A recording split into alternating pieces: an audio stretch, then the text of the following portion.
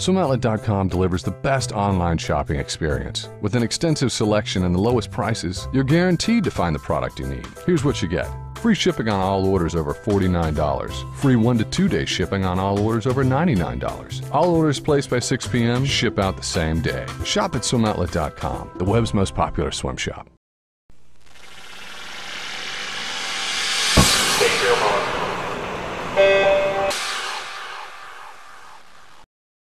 This is the Raceday show on Swimming World TV, sponsored by SwimOutlet.com. Just wrapping up night number 1 of the USA Swimming Trials. I'm Tiffany Elias, joined by Jeff Cummings and John Lone. And we just wrapped up night number 1. Let's start off with the swim of the meet, Jeff. 400 IM for the men was obviously the most anticipated race of the night, and I think it really held up to the standard that I thought it was going to be. But I don't think a lot of people were really expecting Tyler Clary to be in that race as long as he was. I think, you know, the media has built it up as being a Lochte-Phelps rivalry, and I just had this feeling that Tyler Clary wasn't going to let this race get away from him. But what a race. I mean, it made a statement in many ways. First of all, those who were watching saw Ryan Lochte kind of back off that last 7 or 10 meters and kind of say, you know, I've got a lot left in the tank. You just watch out for what I'm going to do. And for Michael to swim it shows a lot of guts. You know, he could have said, you know, I just want to do a lesser schedule, not do the 400 IM, just train for the 100s and 200s. But, you know, Michael doesn't back away from a challenge, and I think that says a lot about his character going into his last Olympics. And I've got to say Tyler Clary is going to be on fire the rest of this meet, not only because he got third, and he's probably not real happy with that, but it just is going to light a fire in him. And the 200 IM, 200 fly, 200 back, whatever else he swims, he'll probably do the 200 free tomorrow. I think we're going to really see a Tyler Clary like we've never seen before. John, what about you? What was your swim of the day? I'm going with Elizabeth Beisel in the 400 IM. She goes 4:31. She backs up her world championship last year in Shanghai with just a terrific performance. Where everybody believes Caitlin Leverins, if she's hanging around, she's going to catch her in the breaststroke leg. Elizabeth Beisel has developed a breaststroke leg that can separate her from the field also, or at least hold off those specialties breaststrokers in the 400 IM. I think she was tremendous. Beisel held her off on the breaststroke and had an unbelievable 100. We'll come back and talk about that when we get to the women's 400 IM. But starting off with the men's 400 IM, which we just discussed, Lochte was first, 4:07.06, Phelps 4:07.89, and Clary 4:09.92. Now, Clary was first at the halfway mark, so did you expected them still to finish the way those three panned out? Just because Lochte and Phelps over the years have developed such a stronger breaststroke leg, and Tyler Clary, I firmly believe, will put the focus on that leg, and it will get stronger over the years. But even though Clary held the lead at the halfway point, I think most of us believed they were going to reel him in on that third leg, have a lead going into the freestyle, and then it was going to be too much for him to make up. I thought he was, I kind of thought he would have a better breaststroke than he did. I don't know if maybe he put a little too much in that first half and it kind of was paying the price. Tyler's never really had a great freestyle in his 400 IM, and I think that was going to be the trouble for him. Even if he had touched even with them, he can't match the freestyle that Phelps and Lochte has. So, but I really am proud of the way he swam, and I'm sure he's probably wishing he could have gone faster. But to put himself in that race and not say it's just between you two says a lot about his character. Now, Phelps, you said earlier, is focusing more on the 100s and 200s. Do you think that this is going to be a deterrent at all, that Lochte not only finished a good half body length ahead of him, but Lochte didn't even finish with his head down at the wall? It almost looked like a Usain Bolt finish in the 100 dash where we all saw him celebrating before he got to the finish line. Well, I think it motivates Phelps because he'll go back and look at that race and say, Lochte was toying with me. All right, game on. And so he's gonna do everything that he needs to do in these next 3 weeks to at least say, okay, I know what I need to do now, and he's gonna make it a closer race than we all expect it to be. Now, moving on to the ladies' 100 fly semifinals, we will see the finals tomorrow, but it was Dana Vollmer out front, 56.42, just under her prelims time. Elaine Breeden for second, 58.18, and Kathleen Hersey, 58.19. Thoughts on that 100 fly?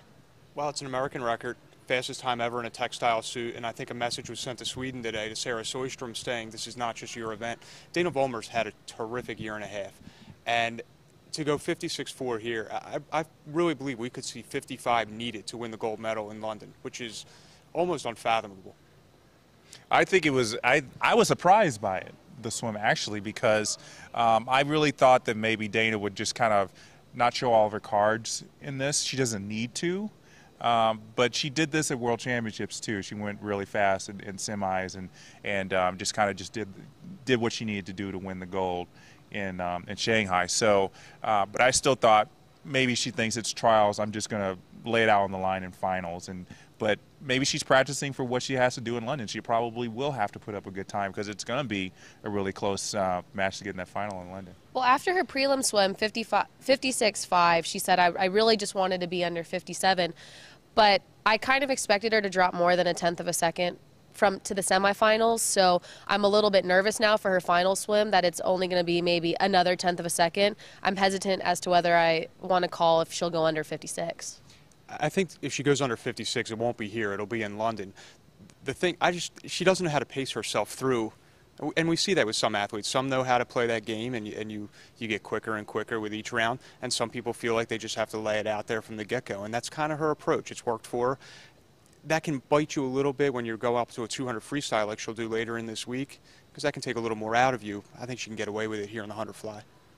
All right, so moving on to the men's 400 freestyle, Vanderkay snuck away with that first place touch, 3:47.67, just in front of Connor Dwyer, 3:47.83, and Michael Klee for third, 3:48.17. Yeah, it was a close race. You know, I turned away at the 300 mark, and it was a race between PVK, Peter Vanderkay, and Charlie Houchin. And then all of a sudden, last 50, I look, and all of a sudden it's a four-man race. And so it's just amazing to see that. And I've really got to say, Connor Dwyer just really, I'm glad to see that he's on the Olympic team, and I'm glad to see he's swimming well, because obviously the last NCAAs, he wasn't feeling well. He got a little virus, and so he didn't swim up to everybody's expectations. That probably got in his head a little mentally, and he put the work in and said, I know what I can do, I know what I'm capable of. Peter Vanderkay, just, the man of steel. I mean, he has just been there again and again and again. This is his third 400 free at the trials and finally wins it. I mean, he's never won the 400 free at trials, so that had to be a good relief for him and really just sets him up for what's going to have to be a huge time drop to even final in London, because a 3:47 probably won't make the final. Well, that was a great swim for Connor, but how is that panning out now for the men's 400 freestyle? I hate to be Mr. Negative here, but this is an ugly situation for the United States if it stays in the way it is. If you look around the world, you have Sun Yang from China, Taewon Park from South Korea, already this year in 3:42, 3:43s. That's another world from where our guys are right now in this country. And to even sniff the final, I'm not even thinking of medal, but to even think about getting into the championship final, a lot of work has to be done during this training camp that's coming up. So Dwyer's finish was maybe one of the unexpected second place touches for me in this event. Yeah. Now moving on to the women's 400 IM, another one of the most anticipated races of the day and probably the meet overall. Beisel out in front, 4:31.74. Leveren's in for second, 4:34.48, and Camille Adams grabbing third place, 4:38.62. More than anything for me, I think we all saw Beisel Leveren's after Katie Hoff withdrew from this event as that was going to be the 1-2. The thing I liked about it was Camille Adams put a 4:38 up there. It doesn't get her an Olympic berth, but it bodes really well for her 200 fly later in the meet, which is pretty much where she has the chance if she wants to go to London. So I think she can walk away from tonight feeling really good about a third place effort. That doesn't happen much at the trials. Usually you're third and it's just crushing. Exactly. Yeah, I think it was just a really strong statement to people like Stephanie Rice, Hannah Miley, who are know that Elizabeth Beisel was going to put together a good time here. Katinka Hasu, I mean, it's going to be a four-woman race just because, I just think back to 2008 where everybody was like Stephanie Rice, Katie Hoff, and then it was Stephanie Rice and Kirsty Coventry. So, you can't just expect that who's going to be in that race. You've got to just be ready and put all your cards out there. And that's why I thought it was really great to see Elizabeth Beisel go 4:35 this morning, because you're going to have to do that, because it's not going to be one of those things where you can go 4:40 at the Olympics and kind of expect to make the final. You've got to really put it out there, because these girls know that they're going to have to put up a good time. And 4:35, I mean, it's kind of scary to think about. Might not make a final. Beisel seemed very happy with the 4:31, but I have to say she looks the best I've seen her in a really long time. and we get so used to seeing these Gators just beat up throughout the course of the year. And unbelievable different she is from NCAA's, which was just months ago. She looks fit. She looks great. And in her interview, she said, we just were so beat up throughout the year that it just feels good to finally race and be on top again. Yeah, I think that's the thing that people take for granted with the Florida crew. They expect these tremendous efforts. So when they see them only making B and C finals in the Grand Prix meets, they wonder, oh, what's wrong with so-and-so? What's wrong with Beisel? What's wrong with Lochte? Nothing's wrong with them. Greg Troy's beating them down. That's what's wrong. And they're just a group that they pretty much get one time a year where they can shine. But when they get that opportunity, they really take advantage. Yeah, they have been on top tonight. Yeah, it was really, really great to see 4 Gators. And I know, Tiffany, you're a Florida State alum. It's probably a little bit tough for you, but it's still just great to see that. I mean, Greg Troy's has got to be grinning from ear to ear, knowing one, he's head coach and he's got 4 of his kids on the team already. But just to know that, even he's probably as coach wondering, am I working these kids too hard and am I overtraining them? But to see the results today, he's probably just knowing that it's all good. And if I'm someone like Teresa Crippen, who has a 200 flat coming up, I've got to feel pretty good saying, hey, look, my teammates are hitting. I'm going to hit too. Well, and that's huge for confidence, especially at a meet like this. And that's what Beisel said after her swim. She said, I better not mess this up after seeing all those guys walk away with the win. She said, I better not mess this up or Greg's going to kick my butt.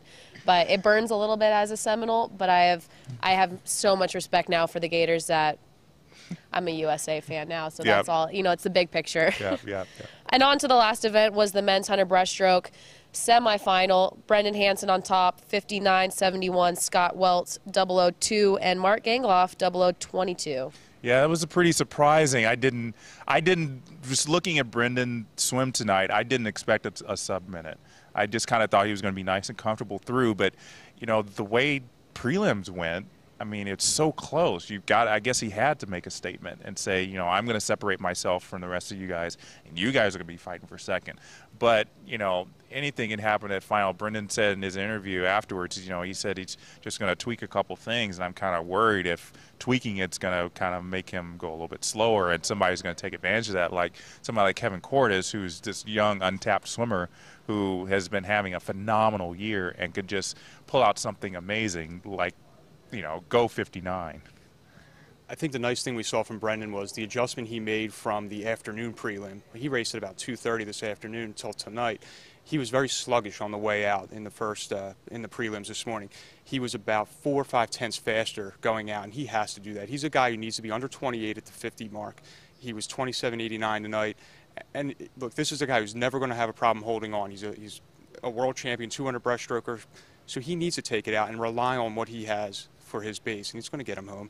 And we saw a terrific effort, and that's huge for him mentally to go under a minute. Yeah. Well, the comeback kid leading the way going into finals tomorrow. That wraps up night number 1. Tomorrow going into day 2 prelims, we're going to see the women's 100 back, men's 200 free, women's 100 breast, men's 100 back, and rounding out with the women's 400 freestyle. Make sure to go to Swimming World TV to watch interviews throughout the course of this competition. Follow us on Twitter at Swimming World, or friend us on Facebook to follow all our coverage from the USA Swimming Trials. I'm Tiffany Elias with John Lone and Jeff Cummings, and we will see you tomorrow.